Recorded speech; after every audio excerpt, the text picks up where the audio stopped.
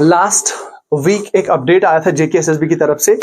Basically JKSSB जो company को higher करती है, ठीक है, जो कंपनी जेकेएसएसबी हायर करती है for the conduct of physical efficiency test, उनके लिए उन्होंने ई बिड जो है वो जारी की थी।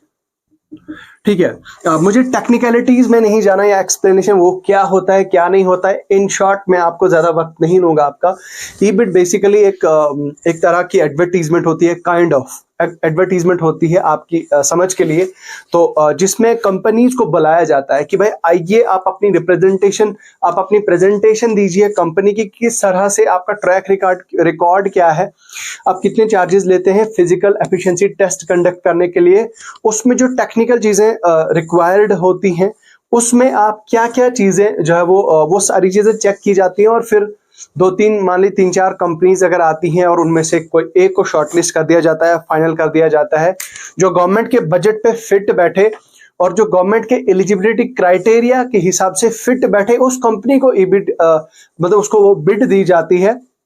बेसिकली इसको कॉन्ट्रैक्ट दिया जाता है और वो कंपनी फिर काम करती है फॉर अ पीरियड ऑफ 1 और 2 ईयर्स।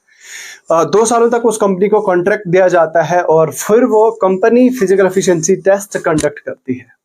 सो नाउ मई के लास्ट वीक